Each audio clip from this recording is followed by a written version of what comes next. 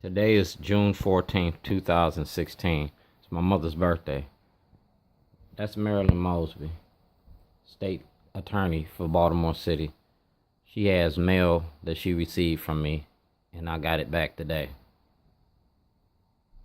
That's a certified mail receipt from her office, and this is the letter in which it was directed to her to act upon. I request the opportunity to appear before the Baltimore City Grand Jury during the month of May 2016. I am not asking the state's attorney's office to represent me before the grand jury. I am asking to access the grand jury for myself per Maryland Grand Jury Handbook. Private citizen. A private individual may approach the grand jury to offer information and or to request the grand jury investigate particular matters. The grand jury should ensure that the individual is not attempting to improperly influence them or in any member of the execution of their duties. It is suggested that the request for an investigation be put in writing and presented to the entire body and or a state's attorney or assistant state's attorney for appropriate investigative procedures.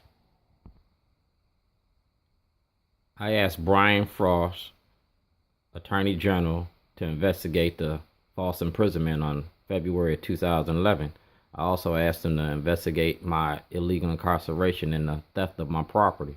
I was found innocent of all charges, and at the conclusion of the trial, all of my property should have been returned to me.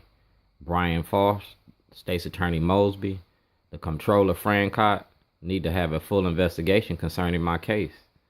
The Maryland delegation is called checks and balances. When one part of the government isn't doing their part, you're supposed to step in and hold them accountable. Judicial, executive, and legislative branches of the government. Prosecutorial discretion can't be abused by our state.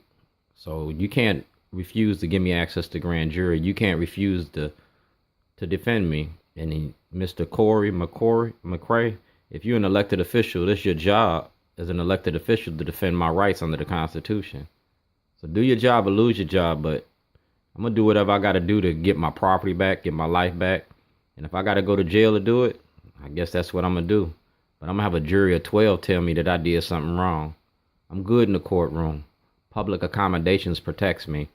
And you took an oath of office to protect my right to property and to tell the truth. See you in court.